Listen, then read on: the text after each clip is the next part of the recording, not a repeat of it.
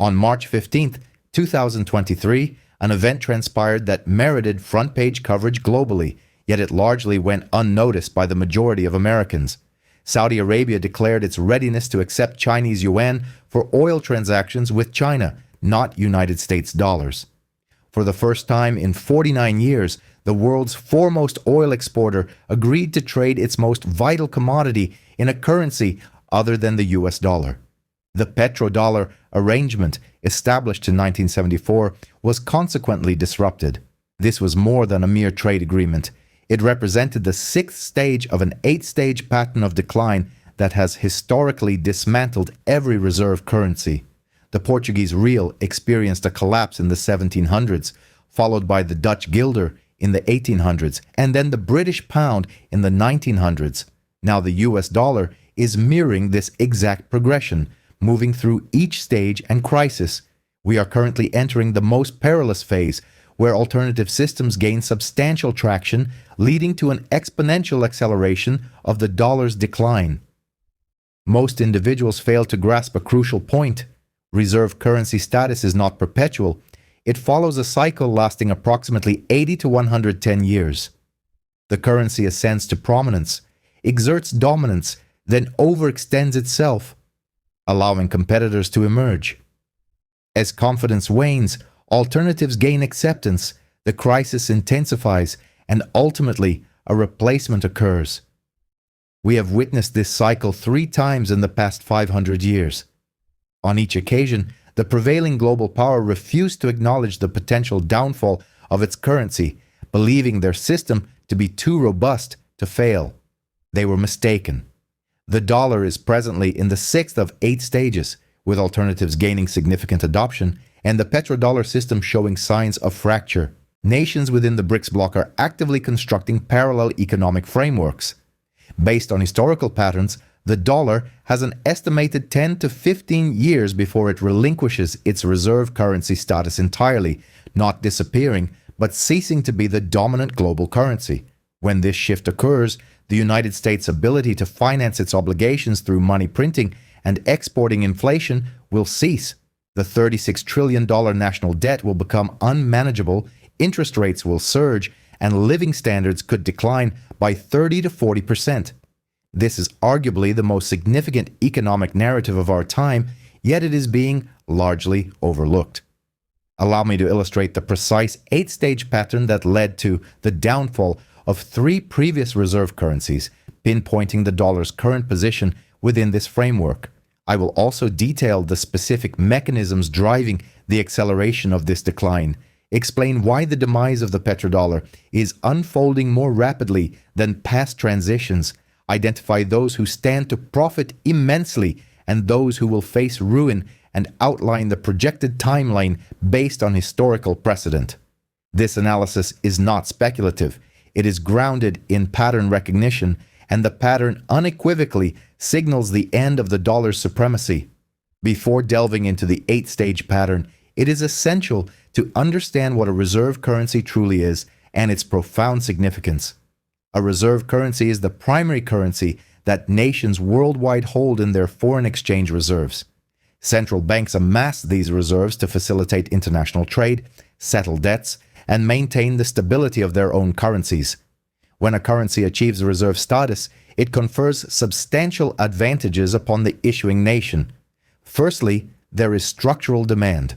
If every country requires dollars for international trade, they must continuously acquire dollars, creating persistent demand irrespective of the underlying economic conditions.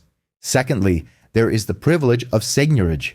The issuing country can print money and exchange it for tangible goods from other nations. They produce paper and receive cars, electronics, or oil in return. This is an extraordinary advantage. Thirdly, access to cheap borrowing is facilitated. Because everyone needs the dominant currency, they invest in that nation's government bonds, allowing for borrowing at interest rates lower than economic fundamentals would otherwise dictate. Fourthly, there is the export of inflation.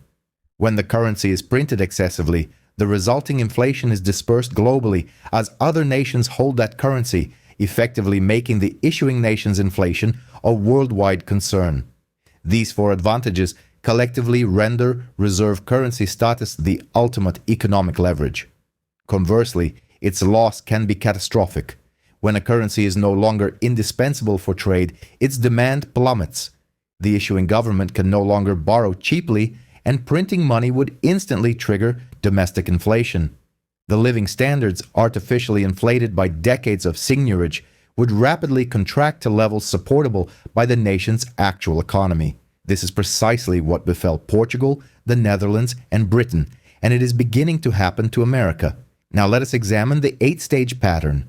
This framework has been consistently applied to the collapses of all 3 prior reserve currencies and is currently unfolding with the US dollar. Stage 1 involves the establishment of dominance through economic and military superiority. A currency attains reserve status because its issuing nation is the preeminent economic and military power, fostering trust.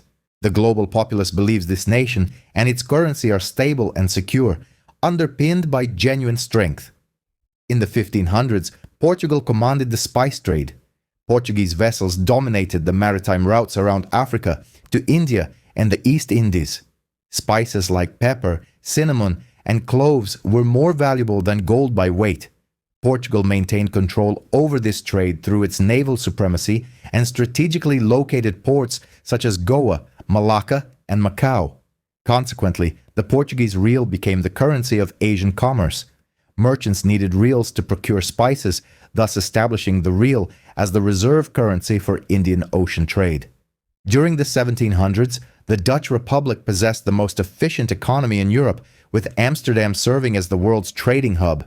The Dutch East India Company, or VOC, was the wealthiest corporation in history, with a modern valuation of $7.9 trillion. Dutch ships controlled trade routes across the Baltic Sea, Asia, and the New World. The guilder emerged as the reserve currency due to Amsterdam's highly sophisticated financial markets. The Amsterdam Stock Exchange, established in 1602, was the world's first, and the Bank of Amsterdam, founded in 1609, was the most trusted financial institution globally. The guilder was widely held because Dutch finance was perceived as the safest and most liquid. Following its victory over Napoleon in 1815, Britain stood as the preeminent global superpower. The Royal Navy ruled the seas, and British industry dominated manufacturing. The British Empire encompassed a quarter of the world's landmass and population. The pound sterling became the reserve currency because Britain controlled global trade. The gold standard, implemented by Britain, ensured that pounds were convertible to gold at fixed rates, making them as reliable as gold itself. By 1900, 60% of international trade was invoiced in pounds. After World War II, the United States accounted for 50% of global gross domestic product, and its military power was unmatched. The Bretton Woods Agreement of 1944 officially designated the dollar as the reserve currency, convertible to gold, at $35 per ounce. Other currencies were pegged to the dollar. The dollar was considered as good as gold because America held the majority of the world's gold reserves. Even after President Nixon ended gold convertibility in 1971, the dollar maintained its dominance through military might and the 1974 Petrodollar agreement with Saudi Arabia. Stage 1 establishes dominance, but such dominance inherently contains the seeds of its own destruction. Stage 2 is characterized by peak power and overextension. At the zenith of its influence, the dominant nation stretches its resources too thinly, engaging in unaffordable wars, accumulating excessive debt, and printing money to finance imperial ambitions. The currency, however, remains strong due to inertia. Other nations still require it, but underlying economic fundamentals begin to erode. At its peak, Portugal controlled the entire spice trade of the Indian Ocean, but overextended itself. Portugal attempted to maintain a military presence in numerous ports, from Mozambique to Macau. Its small population, numbering only 1 million people within Portugal itself, could not sustain a global empire. Wars with rival European powers drained its resources, and Portugal incurred substantial debt from Italian and German bankers. By 1560, debt servicing consumed 60% of royal revenues. The real remained strong due to the spice monopoly, but the empire was overextended. The Dutch, at their peak, controlled global shipping, but engaged in 3 wars with England between 1652 and 1674, along with multiple conflicts against France. Military expenditures soared. The Dutch economy, reliant on trade and finance, could not sustain large-scale land wars. While the Dutch East India Company remained profitable, it faced increasing competition from the English East India Company. By 1700, the Dutch were spending more on defense than they were earning from trade, leading to accumulated debt. Nevertheless, the guilder persisted as the reserve currency due to Amsterdam's robust financial infrastructure. Britain, at its apex around 1870, commanded the largest empire in history. However, by 1900, competitors began to emerge. Germany rapidly industrialized, and the American economy surpassed that of Britain by 1890. Britain fought the Boer War from 1899 to 1902, which cost $200 million, equivalent to 10% of its annual GDP. Britain maintained the world's largest navy at enormous expense. The pound sterling remained dominant, but Britain was increasingly borrowing to sustain its empire. By 1914, Britain had become a net debtor to the United States. America, at its peak in 1950, faced no rivals. However, the Vietnam War, from 1964 to 1975, cost $168 billion, compelling President Nixon to end gold convertibility in 1971. Military spending continued throughout the Cold War and subsequent conflicts such as the Gulf Wars, Iraq, and Afghanistan. By 2008, U.S. debt had reached $10 trillion, yet the dollar retained its reserve currency status due to the absence of viable alternatives. The petrodollar system, established in 1974, stipulated that oil could only be purchased with dollars, creating structural demand. Stage 2 thus signifies overextension, while currency dominance is maintained through inertia. Stage 3 commences when competitors emerge and begin to construct alternative systems. Other nations, observing the dominant power's overextension and its exploitation of privileges, start building alternatives not with the immediate aim of replacing the reserve currency, but to mitigate their own vulnerabilities. Spain, England, and the Dutch Republic all established rival trading companies to challenge Portugal. The English East India Company, founded in 1600, and the Dutch East India Company, established in 1602, competed directly with Portugal for Asian trade. These rivals offered superior ships, more favorable financing, and more efficient trade networks. Portugal's monopoly began to falter. By 1620, the Dutch controlled the majority of the spice trade. The Portuguese real was still in use, but alternatives had materialized. Britain developed its financial infrastructure to compete with Amsterdam. The Bank of England, founded in 1694, provided a sense of stability, and London's financial markets expanded. France, under Louis XIV, attempted to establish alternative financial centers. The Dutch guilder remained dominant, but London's prominence grew. By 1750, British trade volume surpassed that of the Dutch. While the guilder retained its reserve currency status, the British pound was steadily gaining ground. America emerged as Britain's primary rival. World War I had severely depleted British finances, leading Britain to borrow $1.2 billion from America to fund the war effort. Post-World War I, Britain found itself heavily indebted to the United States. America's economy had overtaken Britain's. The Federal Reserve, established in 1913, provided an alternative financial framework. New York began to rival London as a financial center. The pound remained the reserve currency, but the dollar's influence was on the rise. The financial crisis of 2008 highlighted the fragility of the dollar-based system. China, Russia, and several other nations began to develop alternative financial mechanisms. In 2015, China launched the Cross-Border Interbank Payment System, CIPS, as a rival to SWIFT. Russia established the System for Transfer of Financial Messages, SPFS, its own domestic payment system. The BRICS nations discussed the creation of a common currency.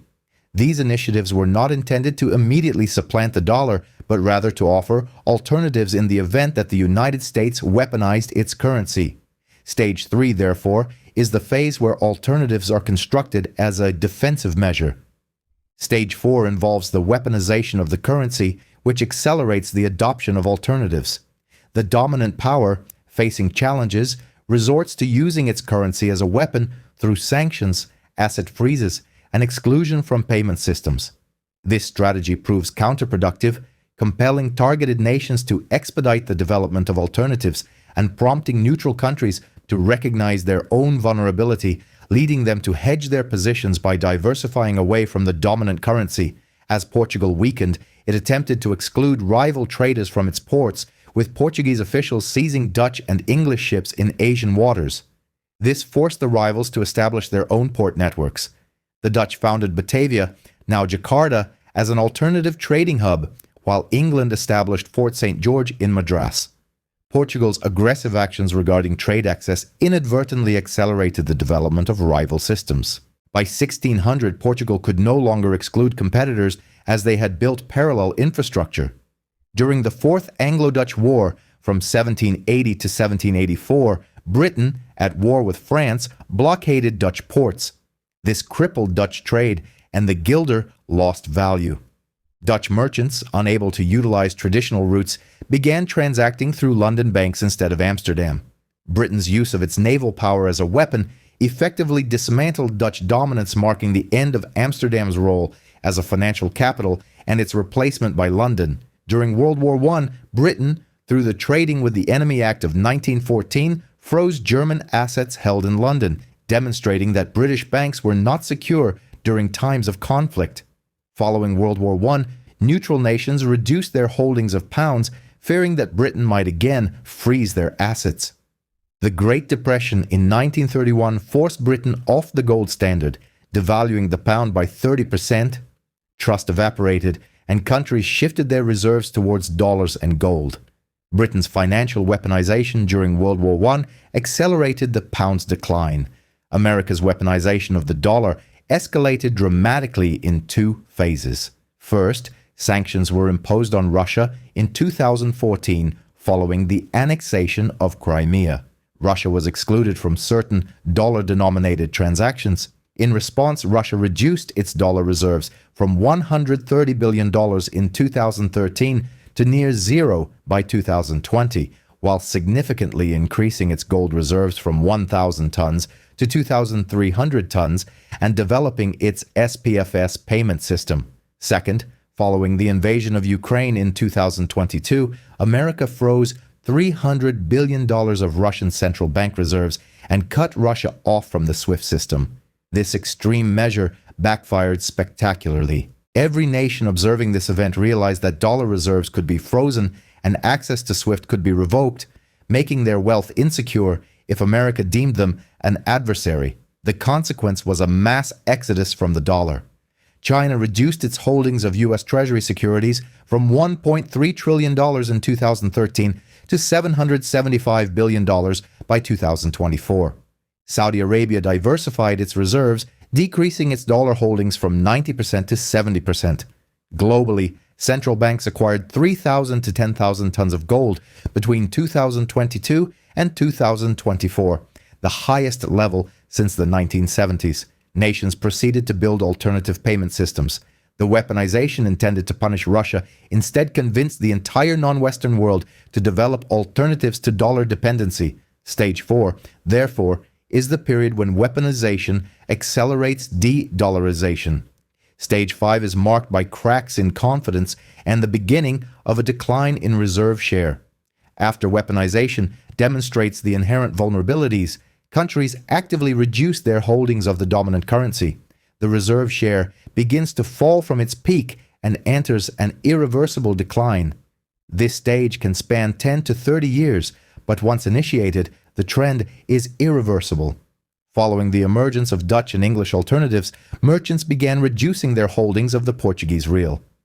By 1640, the real accounted for less than 20% of Asian trade currency, a significant drop from 60% in 1580. This decline took 40 years to unfold but accelerated once it began. After British blockades disrupted Dutch trade, the guilder's share of reserves diminished. In 1780, the guilder represented 40% of European reserves. By 1815, it was less than 10%. The Napoleonic Wars dealt a final blow to Dutch financial dominance, and Amsterdam was occupied by France, causing Dutch trade to collapse. The guilder plummeted from 40% to insignificance within 35 years. World War I devastated British finances, leading Britain to borrow heavily from America. Post-World War I, the pound was weakened. Sterling's share of global reserves fell from 60% in 1913 to 50% in 1930 and then to 30% by 1940. The Bretton Woods Agreement in 1944 formalized the dollar's ascendancy over the pound, with the pound declining from dominance to a secondary status in 30 years. The dollar's share of global reserves peaked at 71% in 1999. By 2024, it had fallen to 58%, a 13 percentage point decrease over 25 years. While not rapid, this decline has been consistent and is accelerating.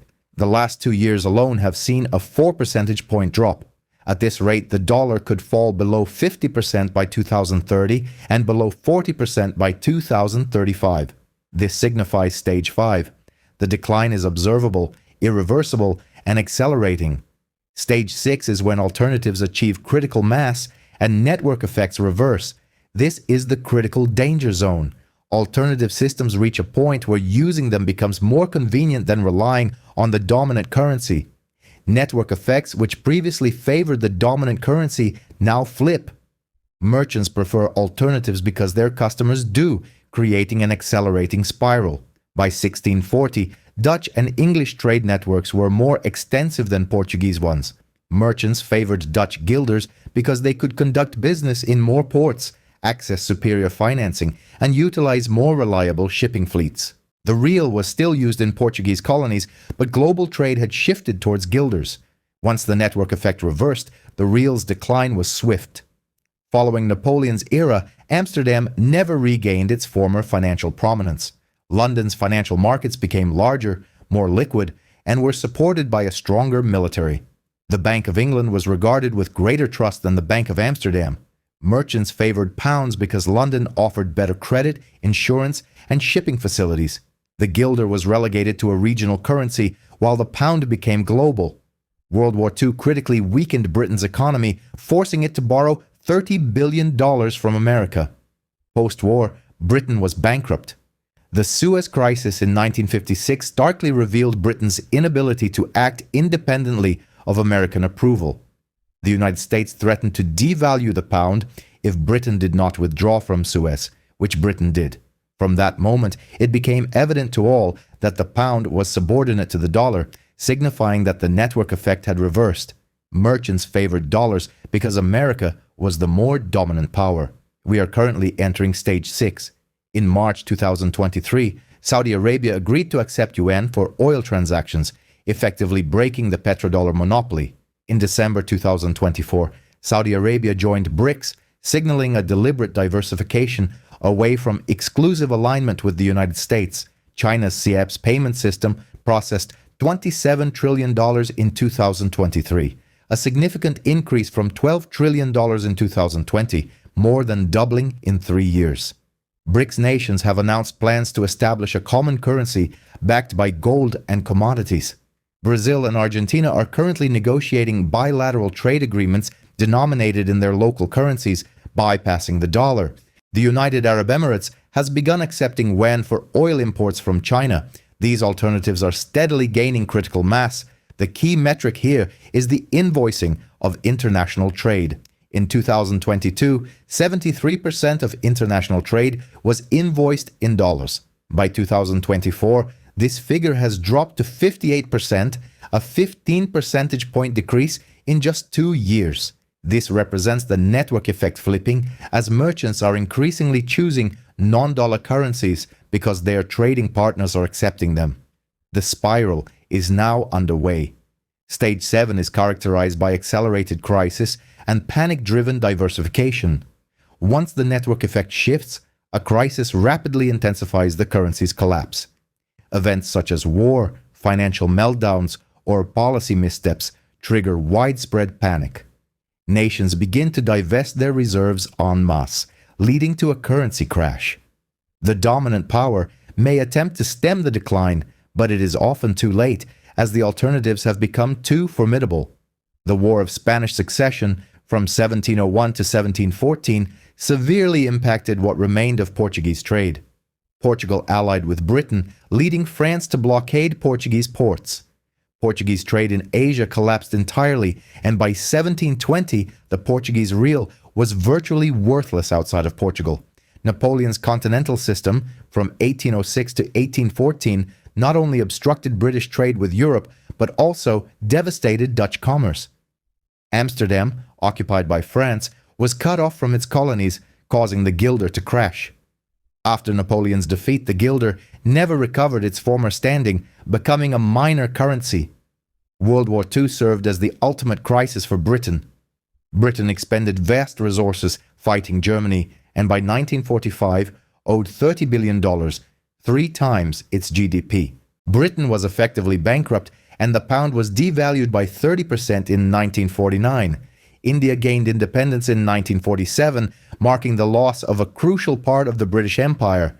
The Suez Crisis in 1956 represented the final humiliation for Britain, as the pound transitioned from a global reserve currency to a regional one within 15 years. The impending crisis for the US dollar is a multifaceted threat. Firstly, the potential launch of a BRICS currency. If the BRICS nations successfully introduce a gold-backed currency for international trade, it would present a credible alternative. Oil-producing nations might accept this currency, thereby significantly diminishing demand for the dollar. Secondly, the US debt crisis looms large. The federal debt currently stands at $36 trillion, with annual interest payments alone reaching $1.2 trillion. Should the financial market's confidence falter, a sharp increase in interest rates is inevitable. To counteract this, the Federal Reserve would be compelled to inject liquidity by purchasing bonds. This action would inevitably lead to escalating inflation and a precipitous decline in the dollar's value. Another critical factor is the potential for overextension of military commitments. If the United States finds itself engaged in simultaneous, protracted conflicts across multiple fronts, such as in Taiwan, Ukraine, and the Middle East, without achieving decisive victories, its global standing would be severely undermined. Furthermore, widespread defaults within the commercial real estate sector could precipitate a banking crisis. Should a substantial number of regional banks, perhaps 500 to 1,000, collapse due to exposure to this sector, confidence in the entire U.S. financial system would erode. Any of these scenarios could precipitate Stage 7, characterized by an acceleration of the crisis and a subsequent flight to safety. Nations would likely divest their holdings of U.S. Treasury securities, leading to a significant devaluation of the dollar, potentially ranging from 30 to 50% against other major currencies within a matter of months. This situation would force the Federal Reserve into an untenable position: either dramatically increase interest rates to attract desperately needed capital, thereby triggering a severe recession, or flood the market with money to purchase treasury bonds, fueling runaway inflation. There is no favorable outcome in this scenario. Stage 7 signifies the onset of collapse. Stage 8 then involves the emergence of a replacement and the rise of a new dominant global currency. Following the crisis, a new reserve currency will eventually emerge. This transition will not be immediate, but rather will unfold over a period of 5 to 10 years, during which one currency will gradually establish itself as the new international standard. The former dominant currency will continue to exist but will lose its preeminent global status. Historically, the Dutch guilder gradually supplanted the Portuguese real. By the year 1680, the guilder was the primary currency for most international transactions, while the real remained the domestic currency of Portugal, albeit with negligible global influence. Subsequently, the British pound progressively replaced the guilder. By 1815, the pound was predominantly used in international trade, relegating the guilder to a regional role within the Netherlands. The Bretton Woods Agreement in 1944 officially designated the US dollar as the reserve currency, but the complete transition took approximately 15 years. In 1950, the pound was still widely employed in global commerce. By 1960, the dollar had clearly achieved dominance, and by 1970, the pound had become a secondary currency. The successor to the dollar remains uncertain. 3 primary possibilities exist. First, the Chinese yuan. If China's economy continues its robust growth trajectory and its cross-border interbank payment system, known as CIPS, becomes the predominant payment mechanism, the yuan could potentially supplant the dollar. However, the yuan faces significant obstacles, including strict capital controls, a lack of transparency, and an authoritarian government capable of freezing assets. Second, a multipolar monetary system.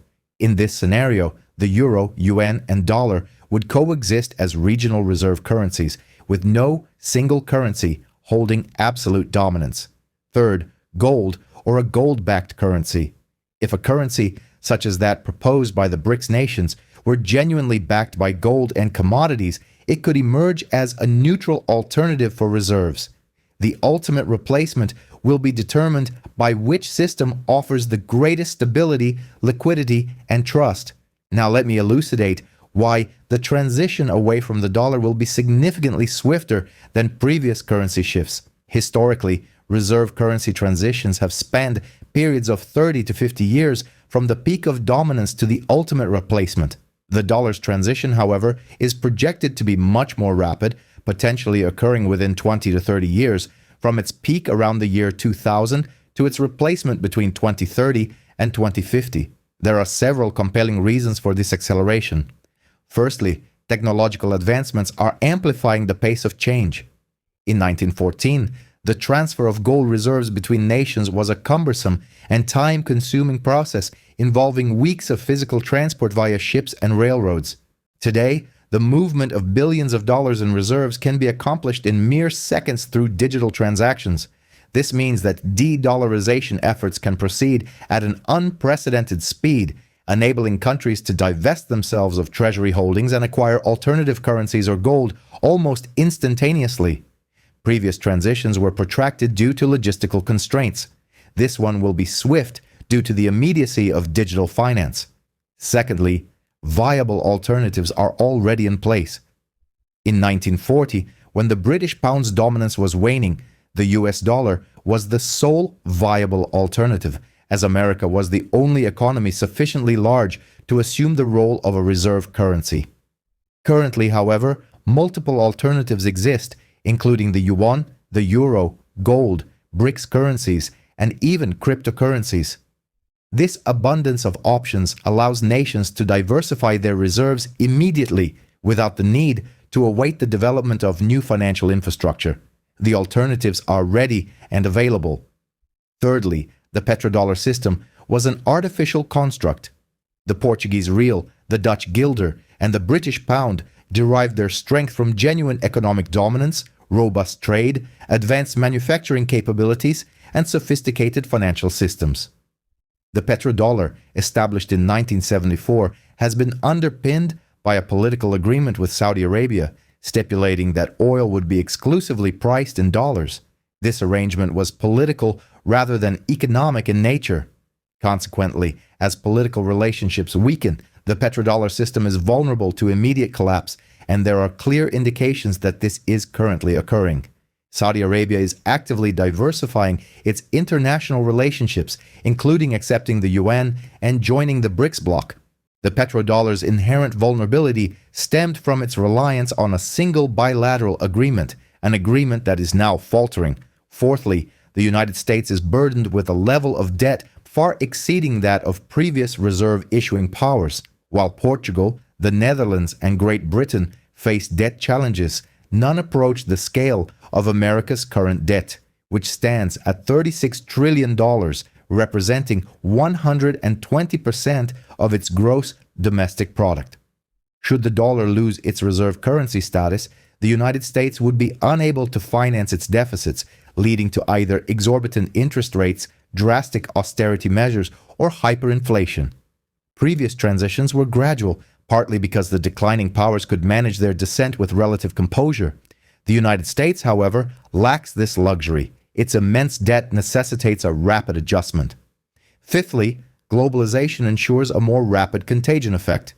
In 1940, a currency crisis in Great Britain primarily impacted the British Empire and its immediate trading partners. In contrast, a currency crisis in the United States today would instantaneously affect the entire global economy.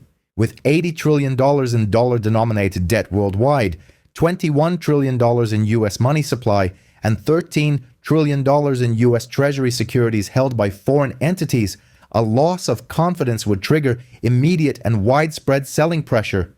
Previous transitions were largely regional in scope. This transition is inherently global, making it both faster and more volatile. Now let me outline a projected timeline based on the observed patterns. The period from 2000 to 2008 represented the zenith of dollar dominance, with a 71% share of global reserves, an unchallenged petrodollar system, and America's undisputed military supremacy following its Cold War victory. This phase aligns with Stage 2, peak power. The period from 2008 to 2014 witnessed the global financial crisis, which eroded confidence. During this time, China began developing its CIPS system, and other nations started questioning the security of the dollar, though viable alternatives had yet to emerge. This marked Stage 3, with competitors building alternative systems. From 2014 to 2022, events such as Russia's sanctions in 2014 and the extensive money printing in 2020 further fueled concerns. Russia began its de-dollarization efforts, and China expanded its CIPS initiative, yet the existing system largely held. This was Stage 4, where currency weaponization commenced. The period between 2022 and 2023 saw Russia's cutoff from SWIFT and the freezing of $300 billion in Russian reserves. This event served as a watershed moment, as it made clear to all nations that their dollar reserves could be seized, initiating widespread de-dollarization. In March of 2023, Saudi Arabia's acceptance of the UN effectively dismantled the petrodollar monopoly. This marked the transition from Stage 4 to Stage 5. From 2023 to 2025, we are likely to observe a decline in the dollar's reserve share from 60% to 58% and its trade share from 73% to 58%. Central banks are acquiring over 1,000 tons of gold annually. The BRICS bloc has expanded to include 9 members, and CIPS volume has doubled. This signifies Stage 5, a critical cracking of confidence as alternatives gain significant traction. The period from 2025 to 2030 is expected to witness the launch of a BRICS currency, projected for 2026 or 2027. An increasing number of nations will likely accept non-dollar payments for oil, and the dollar's reserve share will fall below 50%, with its trade share also dropping below 50%. At this point, network effects will reverse, making the use of alternative currencies more convenient than the dollar. This will constitute Stage 6, where critical mass is achieved. The time frame from 2030 to 2035 is when the crisis triggers are most likely to occur, leading to panic. Potential triggers include the success of the BRICS currency, a U.S. debt crisis, military overextension, or a banking crisis, resulting in a 30 to 50% devaluation of the dollar. The Federal Reserve will be forced to choose between printing money and causing inflation, or raising interest rates and inducing depression. This will be Stage 7, crisis acceleration. The period from 2035 to 2050 will see the emergence of a new international monetary system. This could be a multipolar system, or a gold-backed BRICS currency could become the primary reserve asset. The dollar will likely remain a significant currency, but will no longer hold its reserve status. This will be Stage 8, replacement. This timeline is predicated on historical precedents. It could accelerate if a major crisis occurs sooner, or decelerate if the United States successfully defends the dollar's dominance. However, the direction of travel is irreversible. The dollar is in decline, and this decline is accelerating. Now let me outline who stands to gain and who is likely to lose. Holders of gold will experience substantial gains. As reserve currencies falter, gold prices tend to surge. During the decline of the British pound between 1940 and 1960, gold increased in value from $35 per ounce to $850 by 1980, a 24-fold increase. Following the end of the dollar's gold convertibility in 1971, Gold rose from $35 to $800 by 1980, a 23-fold increase. Nations within the BRICS bloc, including China, Russia, India, Brazil, and South Africa, along with new members such as Saudi Arabia, the United Arab Emirates, and Iran, will gain economic independence from the US-dominated financial system. They will be able to engage in trade using alternative currencies, hold diversified reserves, and avoid sanctions. Their geopolitical influence will expand as US power wanes. Commodity exporters will also benefit. If oil, gas, metals, and food can be traded in multiple currencies instead of solely in dollars, these exporters will possess greater leverage. They will be able to negotiate more favorable prices and choose currencies that retain their value. Saudi Arabia's acceptance of the yuan, for instance, enhances its negotiating power, freeing it from dependence on the dollar system. Countries with low levels of debt, such as Switzerland, Norway, Singapore, and Germany, will benefit from the dollar's decline. With robust economies and minimal debt, they are poised to attract capital fleeing the dollar, leading to an appreciation of their own currencies and positioning them as safe havens. The United States stands to lose the most. For 50 years, America's economic model has relied on printing dollars to acquire goods from other nations, thereby maintaining a standard of living that exceeds its domestic production.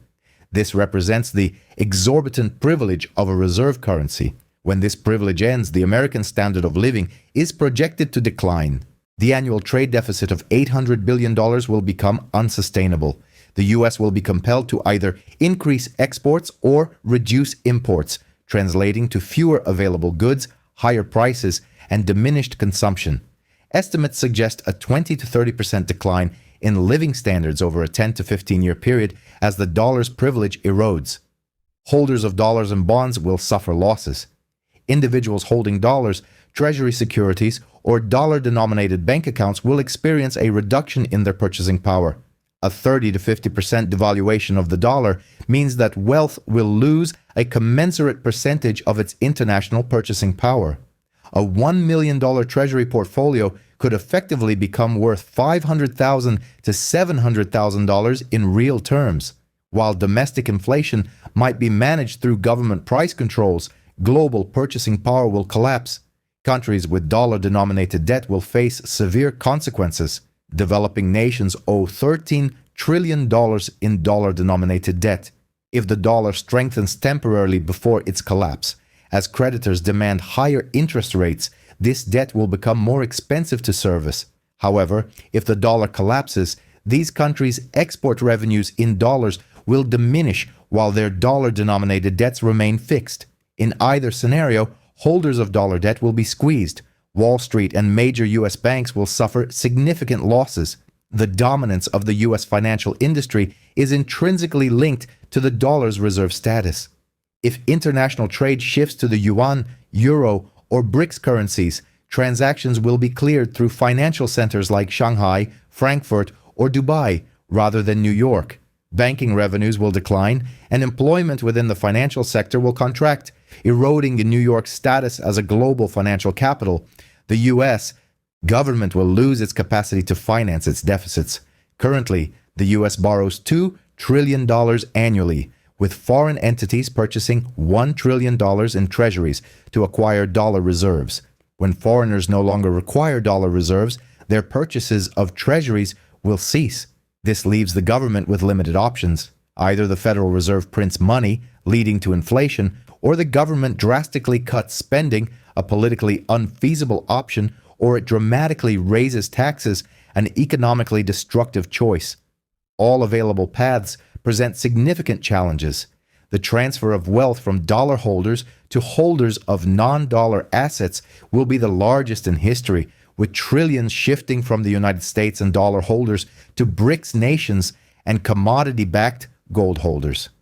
Let me conclude by emphasizing that the 8-stage pattern of reserve currency collapse has led to the demise of 3 major currencies over the past 500 years: the Portuguese real, the Dutch guilder, and the British pound. Each time, the dominant power erroneously believed its currency was uniquely positioned and too vital to fail. Each time, they were proven wrong. While the decline took decades, Once initiated, it proved irreversible. The US dollar is currently in stage 6 of this 8-stage cycle. Alternatives are rapidly achieving critical mass.